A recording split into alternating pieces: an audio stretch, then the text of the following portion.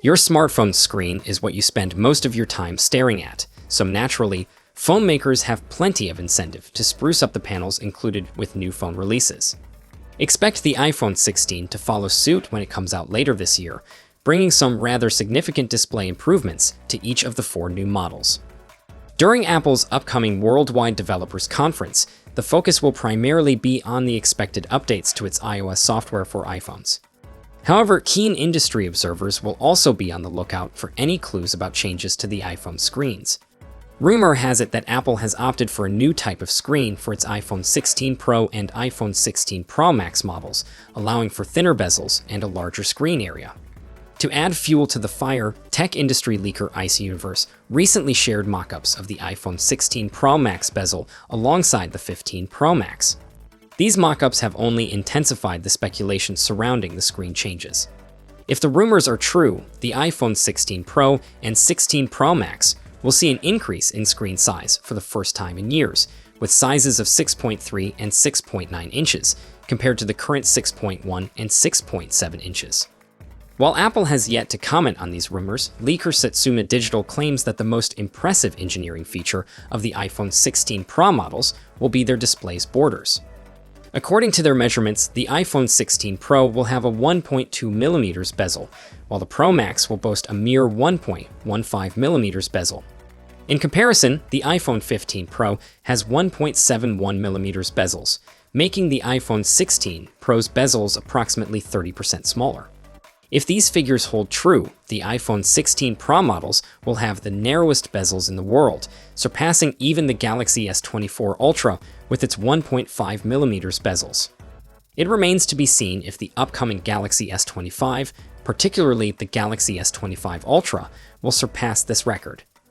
However, if the rumors are accurate, the iPhone will enjoy the title of having the narrowest bezels for a few months at least. Meanwhile, phone manufacturers are constantly striving to set their devices apart from the competition, and one way they achieve this is through display enhancements. This is why we've seen a trend towards brighter screens with faster refresh rates in the latest flagship phones.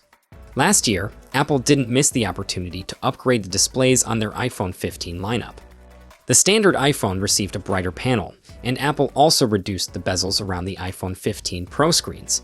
The iPhone 15 now boasts a peak HDR brightness of 1600 nits and a maximum outdoor brightness of 2000 nits. Rumors suggest that this fall, it will be the Pro model's turn to receive a similar brightness boost. According to a leaker on Weibo, the iPhone 16 Pro will see a 20% improvement in brightness. This increase will apply to typical use or SDR content, while the maximum HDR brightness of 1600 nits will be retained. It remains uncertain if the standard iPhone 16 will also benefit from this improvement, but Apple would certainly have good reason to incorporate brighter panels if feasible. Samsung's Galaxy S24 models, released earlier this year, boast a maximum brightness of 2600 nits. OnePlus 12 claims to reach 4500 nits under certain conditions. Even the mid-range Pixel 8, a display matches the maximum brightness of Google's flagship phones. In essence, Apple's main competitors are all striving to make their phone screens brighter. It will be fascinating to see if Apple follows suit. Display brightness is only part of the equation when it comes to display specifications. It's equally important to have a panel that doesn't drain your phone's battery. Apple seems to be aiming to address this issue with the iPhone 16.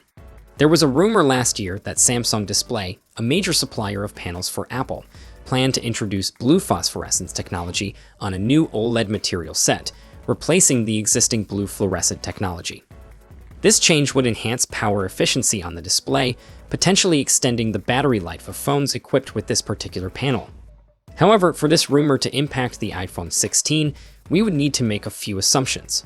Firstly, that Samsung Display will provide panels for this year's iPhones, and secondly, that the more power-efficient OLED panel will be ready in time for the iPhone 16. Nevertheless, considering the significance of battery life for phone manufacturers, it wouldn't be surprising if Apple seizes the opportunity to incorporate components that could further enhance the already impressive longevity of its iPhone models. While we're discussing some disappointing news, let's dive into the topic of the iPhone 16 display improvement that unfortunately won't be happening. The iPhone 16 Pro and Pro Max models will continue to boast impressive features like 120Hz adaptive refresh rates and always-on displays. However, it seems that Apple has no plans to enhance the refresh rate on the standard iPhone 16 or 16 Plus. Consequently, if you choose either the iPhone 16 or iPhone 16 Plus, you won't experience the benefits of smoother scrolling or more captivating graphics. Moreover, the absence of always-on display support means that you won't be able to fully utilize the standby feature. Standby transforms your phone into a smart display when you charge it horizontally, but on phones without always-on displays, it goes to sleep after approximately 20 seconds. iPhones equipped with 60Hz screens currently utilize LTPS panels. To accommodate faster refresh rates, a transition to LTPO panels, which are used in Apple's promotion displays, is necessary. However, this switch is not expected to occur until 2025 with the release of the iPhone 17. Now for those of you excited for the Apple iPhone 16 series, we're now going to run through the full specs design and the pricing for each model in the range to help you guys decide which one is right for you. For my regular viewers, you guys have seen this, so just skip to the next video. But if you're new here, then hit subscribe now, and we'll get right into it. So first up, we have the standard iPhone 16. With the standard iPhone 16, we get a 6.3-inch OLED display, but unfortunately, this is still going to be an LTPS display. The iPhone 16 is going to have a taller aspect ratio than last year, and it's going to be protected by Ceramic Shield 2. We get the new Dynamic Island, which covers up the 12 megapixels selfie camera and Face ID sensors. Then on the rear, we've got a 12 megapixels primary camera and a 12 megapixels ultra-wide. It's powered by the A18 chipset, and it's likely coming with 6 gigs of RAM and up to 512 gigs of storage. It's also powered up by a 3561 mAh battery with 30 watts fast charging, and it's going to come with advanced 5G, Bluetooth 5.3 and Wi-Fi 6E. Now, it will of course ship with iOS 18, and it's expected to launch from around $850 in September 2024. Now next up, we've got the iPhone 16 Plus. With the iPhone 16 Plus, we get a 6.9 in OLED display, and again, unfortunately, this is another LTPS display. It's got a taller aspect ratio than its predecessor, and it's protected by Ceramic Shield 2. We get the new Dynamic Island, which covers up the 12 megapixels selfie cameras and Face ID sensors. Then on the rear, we've got a 12 megapixels primary camera and a 12 megapixels ultra-wide. It's powered by the A18 chipset, and it's likely going to come with a choice of 6 gigs of RAM and up to 512 gigs of storage.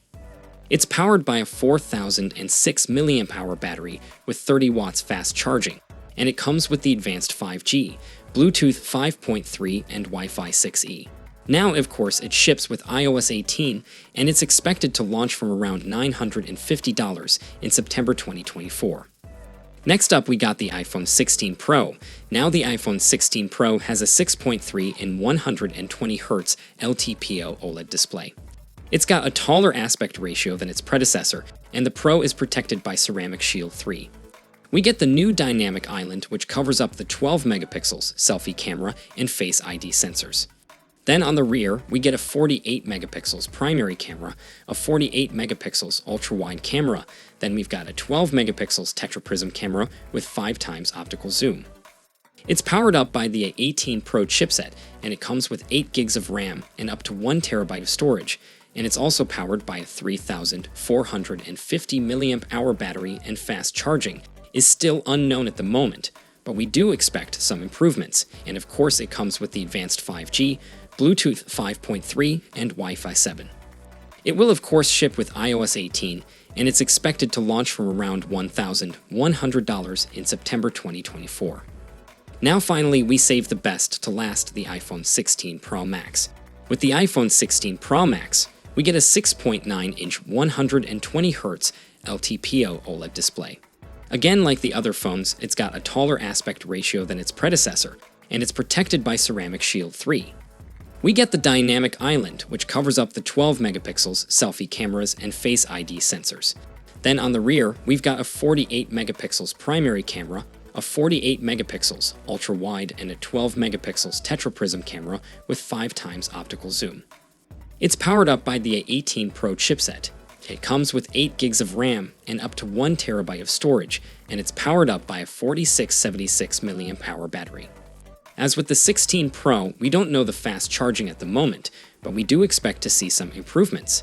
Now it comes up with the advanced 5G, Bluetooth 5.3 and Wi-Fi 7, and it will of course ship with iOS 18, and this one's expected to launch around $1,300 in September 24. So overall, the iPhone 16 series is looking like a great addition to the iPhone lineup. More things remain similar. There are still plenty of upgrades with the new hardware to power it better and brighter displays. Along with the new battery thermal technology, this should really enhance the experience and work well with the new A features.